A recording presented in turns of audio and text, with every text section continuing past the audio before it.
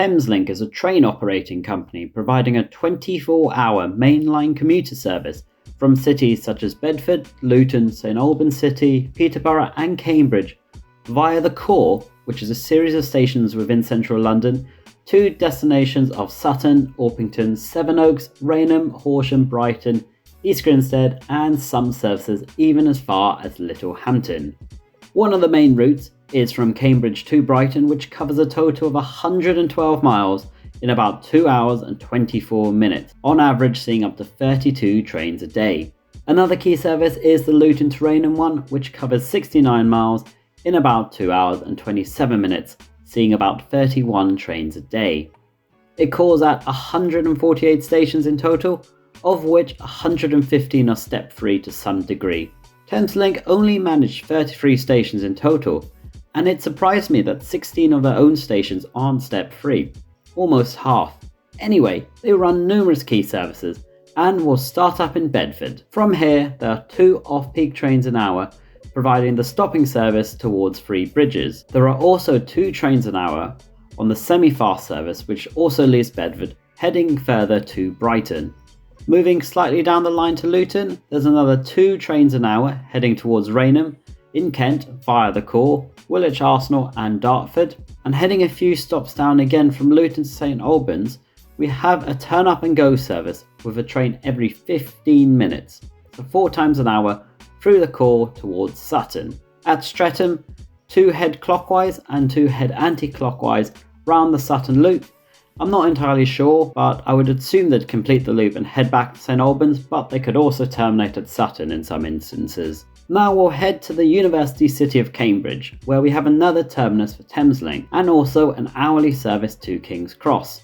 Not that often you might think, but also remember the same company who run Thameslink also run Great Northern, who do journeys in this area, which you can see in this video here. There is also a faster service to Brighton from Cambridge, which runs every 30 minutes via the Core and Gatwick Airport. Heading slightly further down the line at Letchworth, there are 5 services a day that also run to King's Cross via Potter's Bar, usually only at peak times.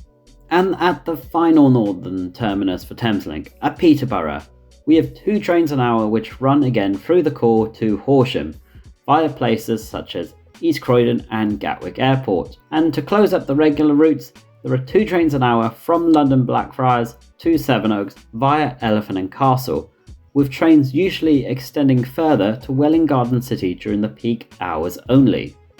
But we're not done yet. Oh no. We are now going to talk about some of the less frequent routes. We have 6 trains a day heading to East Grinstead at peak times.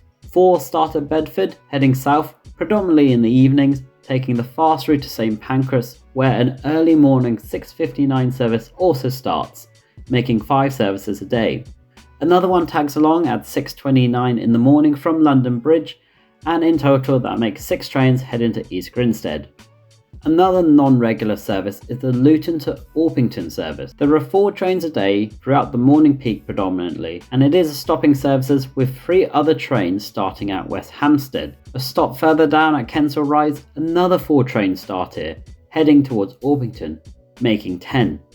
And even further down the line at London Blackfriars, there's a 5:26 and a 6:56 PM service, which also heads down, bringing the total to 12 trains a day to Orpington, only at peak times. The final service that comes to mind is a extremely limited service from London Bridge to Littlehampton, once a day in each direction at peak times, calling at stations on the Brighton Main Line and on the coastal link to Southampton. An anytime single between Cambridge and Brighton will set you back £54.40, with an anytime return costing £108.80. The main train maintenance centres and depots for Thameslink are quite limited, with one at Three Bridges and the other at Hornsey. I've sourced that there are some others, including at Cricklewood East, Brighton and at Bedford. The Thameslink franchise dates back to only 2007. However, the actual link itself is a lot older.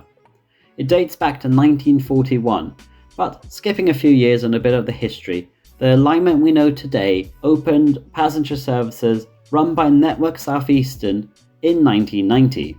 As of the early 1990s, when privatisation of British Rail was happening, a company known as Thameslink was franchised to run the Thameslink route. A bit confusing, I know. Which at the time only consisted of a route between Bedford, Moorgate, Sutton, Wimbledon and Brighton between March 1997 and March 2006. This was a subsidiary of Govia, who was operating it. By the time the next franchise was due, the area it had covered had extended to include Thameslink and Great Northern due to the upcoming Thameslink programme. First Capital Connect ended up winning both routes and operated them between April 2006 and September 2014. And you can find out more about Great Northern in the card and the link above. By 2014, the Department for Transport decided that the franchise wasn't big enough and created the new Thameslink, Southern and Great Northern franchise, taking over all of Southern and Gatwick Express services as well as some of the southeastern ones. This larger contract was won by Govia Thameslink Railway, or GTR as they're commonly known as today, and is set to operate from September 2014 to March 2025.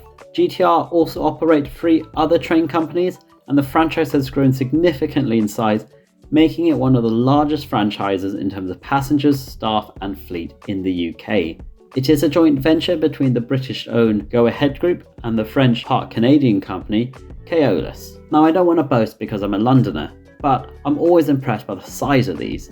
Thameslink run 115 trains which vary between 8 and 12 carriages long, enough to hold just over 1,000 people each. And if you think every hour there's 24 trains that run through the core, that could potentially pass upwards of 26,000 people through central London an hour, the capacity of about 50 A380 jumbo jets. They only run 2 types of trains, which is nice and simple, and these are the Siemens Class 700s. So there are 68 car services and 55 12 car ones. Now in terms of future proposals, Thameslink has already undergone the £6 billion Thameslink programme, which was a massive upgrade to expand Thameslink's network rail section and provide new longer trains between 2009 and 2020. There are plans to create a couple of faster commuter links from Ashford International to Cambridge. However, this has stalled over the last couple of years, with South Eastern recently operating a 52-minute service between Maidstone East and London Charing Cross as a temporary measure. But let's be honest, Thameslink has always done things big, at least whilst I've used them. But what's next? Have you heard about Thameslink 2, the possible new route through Canary Wharf or Stratford? Well, Rail Future has proposed this, and you can check it out in an older video I've done here. Anyway, thanks for watching, and I'll see you next time.